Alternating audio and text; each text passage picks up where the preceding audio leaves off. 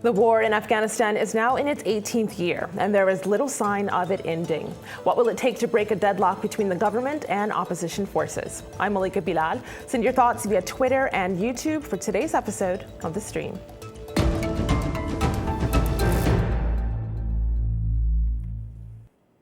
For millions of Afghans, the grinding war is now sadly part of the daily routine. From indiscriminate bombings by the Taliban and Isil to deadly air raids by Afghan and U.S. forces, civilians have changed how they go about their day just to survive. Although security forces eventually managed to repel some assaults, deadly attacks remain commonplace in the Afghan capital. A week ago, a suicide bomb blast killed dozens of people at a religious gathering to mark the birth anniversary of Prophet Muhammad. Nobody ever heard of any attack on Prophet Muhammad's birth anniversary in the past. Attacking on Prophet Muhammad's birth ceremony is an inhuman act. A human being never commits such an act, and all those who are behind this, clearly they are the enemy of Allah, the enemy of the Quran, the enemy of the Prophet, and the enemy of this nation. In recent weeks, the Taliban and ISIL have stepped up attacks in regions that had been comparatively peaceful. Thousands of Shia Hazaras living in the provinces of Ghazni and Uruzgan fled their homes after deadly ambushes that surprised Afghan security forces. Many Hazaras say they have been forgotten by the government.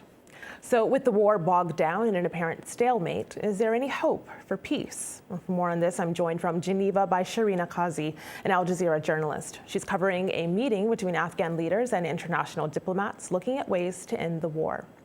Wali Allah Rahmani is a media and technology entrepreneur in the Afghan capital, Kabul. He launched Reporterly.net. That's a news site that aims to broaden coverage of issues affecting Afghanistan. Also in Kabul is Zakia Wardek. She recently ran for office in Afghanistan's parliamentary elections and is an architect and entrepreneur. And completing our lineup from Kabul is Ali Latifi. He's a freelance journalist who has extensively covered political and cultural developments in Afghanistan. Welcome everyone to the stream. Now, Ali, I will start with you. As a Kabul resident, I know you're well aware of what I'm about to show, but I want to give our audience a look into what life has been like in parts of Afghanistan, and this is just over the last few weeks. So take a look at my screen here. Afghanistan life under attack, and this is coming to us from our colleagues at aljazeera.com. A rolling tally of the attacks, 184, nearly 2,000 people killed. This is since January 2016, and this calendar here shows just those in November. And to really highlight what that looks like, this link leads you here. These are those attacks in detailed form, and I'll scroll down to just over the last couple of weeks. November 20th, November 23rd, and November 26th, convoy police officers attacked on its way to a district in western Farah province. And then today, before showtime, this news. This from the New York Times, 3 U.S. soldiers killed by explosion in Afghanistan, and this was near Ghazni city. Ali, how do you make sense of what we've seen recently? It's obviously scare tactics. So the idea is that these groups, whether it be Taliban, whether it be Daesh, so for instance, what the clip that showed the attack on the Prophet Muhammad's birthday, it specifically shows what they're trying to do. And what they're trying to do is to say that no one is safe, not at any time, not at any place, and not for any event. And as we've seen, it's not only attacks, right? So we have attacks on major cities, Kabul, Jalalabad in the east, but we've also seen districts and provinces nearly fall to the Taliban in the past few months. So these are major issues, because essentially what they're doing is showing their might and showing people that now wherever you go, you're not safe, right? That whatever you're trying to do, you can be targeted, you can be attacked. It's not one group of people or another group of people or one city or one province or one district. It's spread out throughout the country, all kinds of people. And, just last month I was in Greece, in the Moria refugee camps, and there I saw Afghan refugees in abysmal conditions in Greece on the island of Lesbos, who were fleeing this exact kind of violence, and who Shrina is in Geneva right now, and one of the issues that they should be talking about is this idea of Afghan refugees and them being deported from the EU and Turkey, being deported back to a war zone. We've seen attacks on the entrance to the airport where these people will be coming in from. It's awful. Thank you for sharing that snippet of life for so many in Afghanistan. Valiullah, you're hearing what he said there, and that the idea of these attacks is to show that no one is safe. Would you agree with that assessment? I think it's completely true. The entire Afghan communities are under attack in Afghanistan, especially recently with the new trends that the terrorists are attacking those who are civilians. They just go after everyone. We just saw, as you mentioned, and you showed the pictures, a week back there was an attack on the Holy Prophet Muhammad's birthday, and it was a Sunni like ulama councils gathering. The same happened in Western Kabul and other parts of Afghanistan where the other communities of Afghans have been targeted. So there's a feeling that everyone has been attacked in Afghanistan recently, and I think the terrorists and the insurgents are going after a very strategic point, which is part of, I think, their strategy to tell the world that they can target everyone, and to tell the Afghans that they are going after everyone. And of course showing the government weak. But I think we are not at a point to say that we are defeated, or we have to lose hope. That there's a future for Afghanistan. While there are a number of attacks at the same time, there's life going on, and there's a vibrant community of Afghans in different parts of the country who are just trying to do better life across Afghanistan. So from this perspective, right. Yeah. I hear the reality and also the hope in what you're saying there. And so I want to bring our attention to our community who's weighing in here. This is a tweet we got from someone, the handless Hazara asylum seekers. And they write, please cover the humanitarian crisis unfolding in Afghanistan, where the Taliban have seized control of the safest districts, killing hundreds and forcing thousands of Hazara men, women, and children to flee. These are the districts that had remained a safe haven for the past decade. So I want to give this to you, Sharina, because we're seeing from people online who are saying that, yes, this violence is including everyone, including those who are in areas that were relatively thought as safe. I want to share with you a video comment from someone whose family is in one of those areas, and this is what she told the stream about that. After the brutal massacre of Hazaras in Khorasan, we heard from families and friends that their villages had been attacked in the Jazeera province. They described the situation as horrifying, where everybody was trying to run for their life in every direction, barefoot, in the winter and into the mountains. And amongst those fleeing was also my grandmother. Soon we lost contact because the telecommunication towers were destroyed by the Taliban. After days of uncertainty about the whereabouts and the safety of my grandmother, we only discovered that she was safe through news clips about displaced people from Jazeera in Bamiyan, and horrified that she was uprooted after 85 years of living in her village. So Sharina, she mentions people running barefoot in the winter. She showed a picture of the woman she mentioned, her grandmother there in this, with hashtag Jazeera under attack, and you can see the picture of her there. Talk to us about what we are seeing in these areas that were relatively safe. So now the situation in Afghanistan as we see it, it's not just the areas that we know, the areas that are under the Taliban control, but now areas that are also safe havens. I mean, they were not attacked before, they were safe, people were just living their life. But now, the problem here is the Taliban keep denying the fact that they're attacking these areas.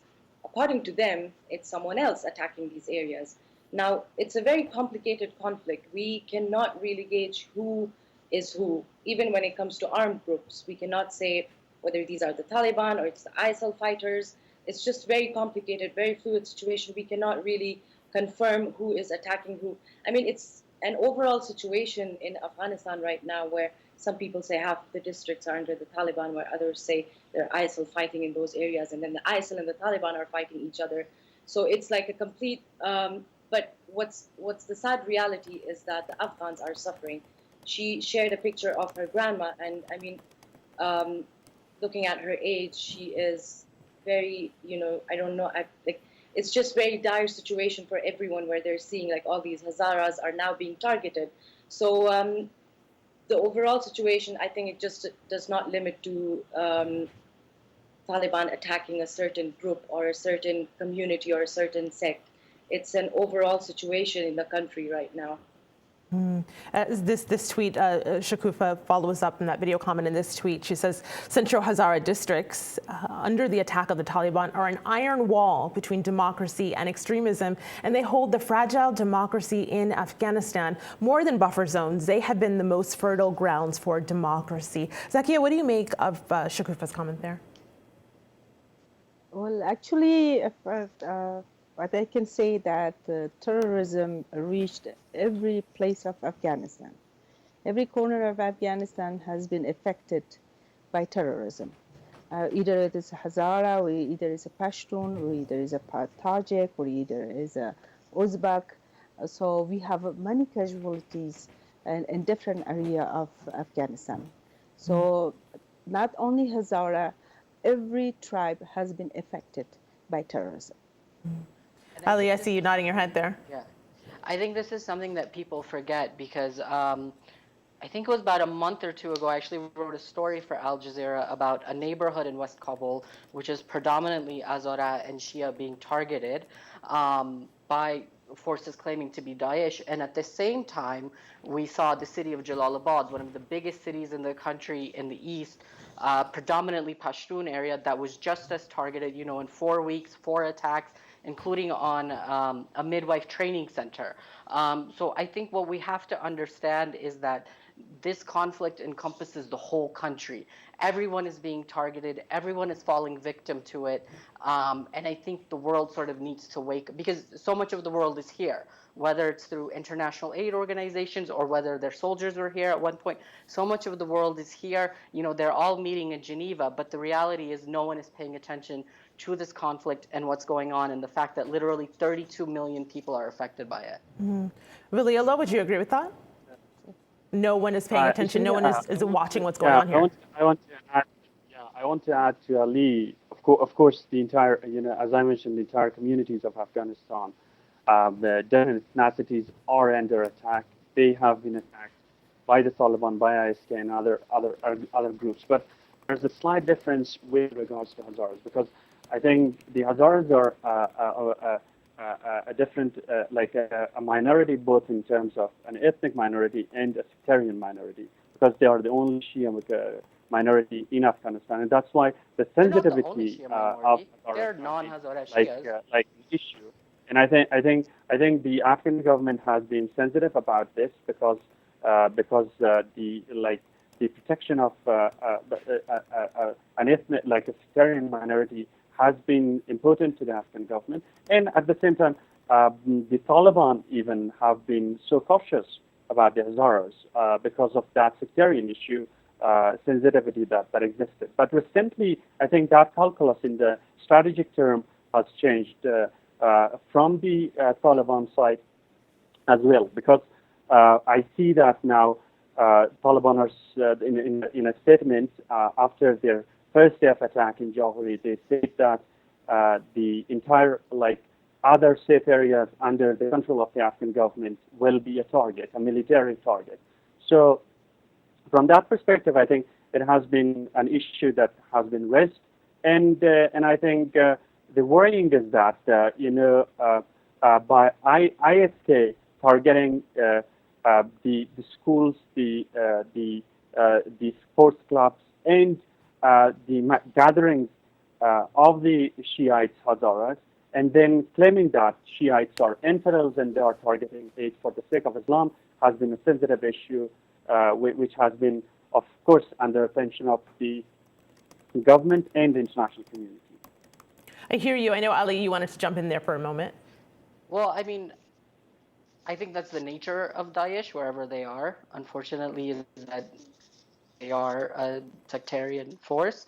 But at the same time, if we're talking about Daesh attacks, then you have to, admit that at the same time that Dashtabarchi was under attack, which was heavily under attack, it was literally one of the safest neighborhoods in Kabul. No one ever thought that it would come to the level where sports clubs would be attacked, where masjids would be attacked, where centers for the college entrance exam would be attacked. At the same time, we saw the city of Jalalabad coming under repeated attack as well by forces also claiming to be Daesh. So this is my point, is that they're really trying to spread the war into areas that people wouldn't have imagined before.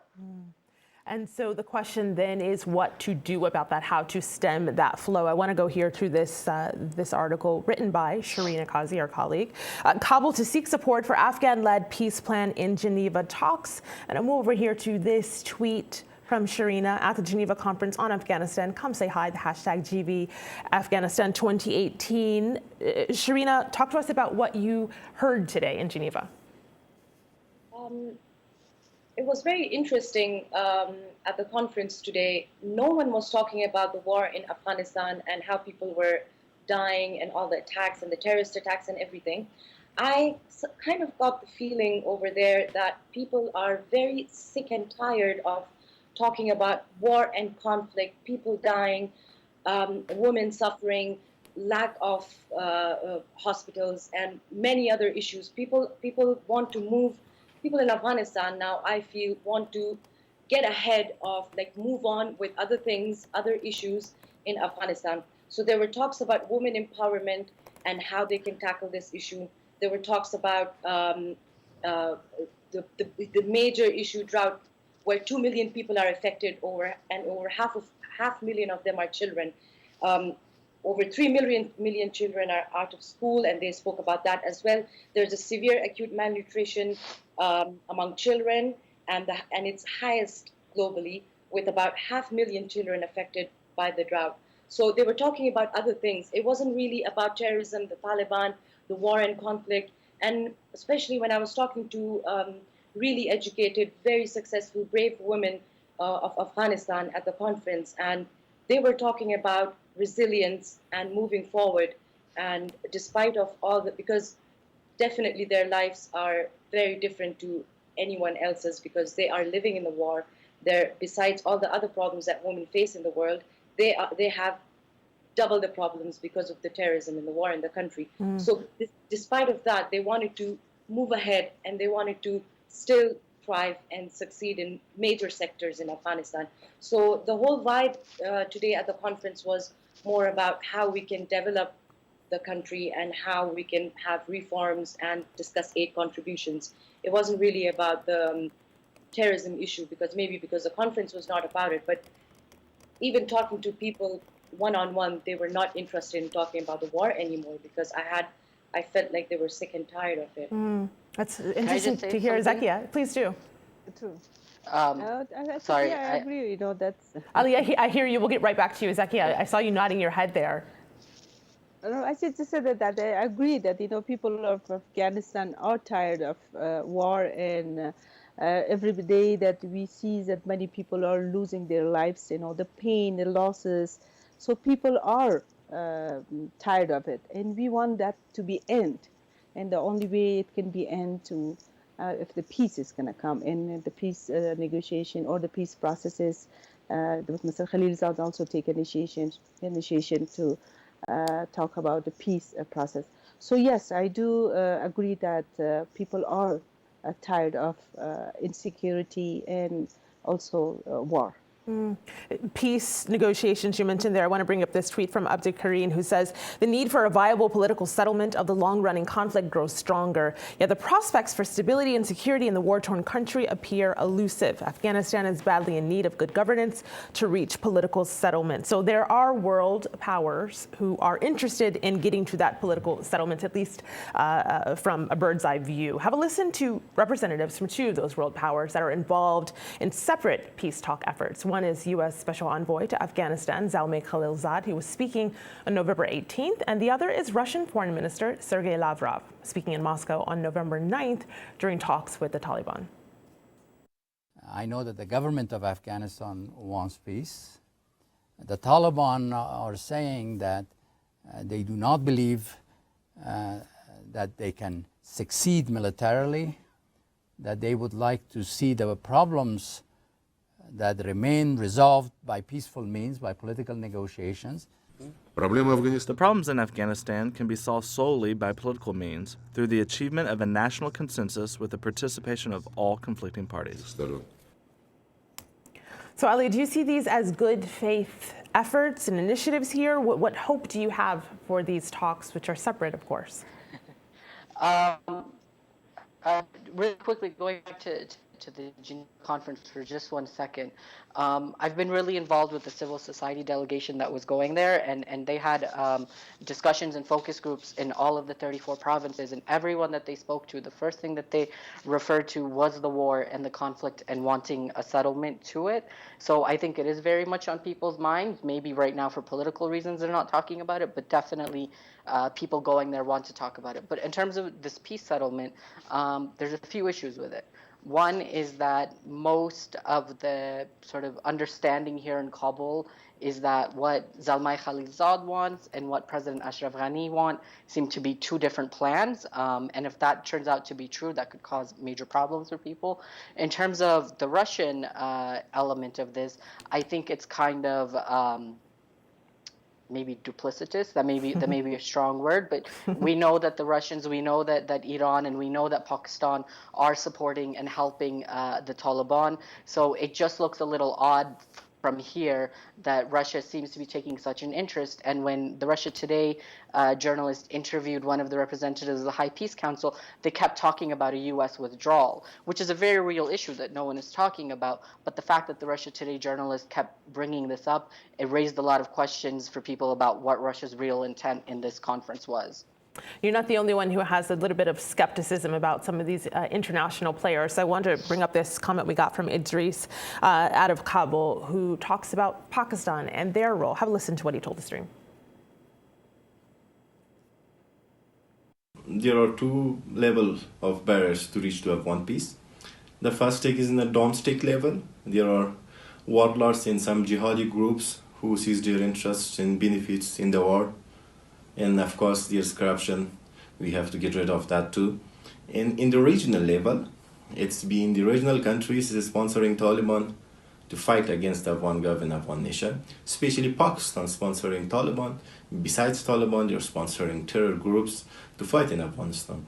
If we need peace in Afghanistan, we need more sanctions on Pakistan.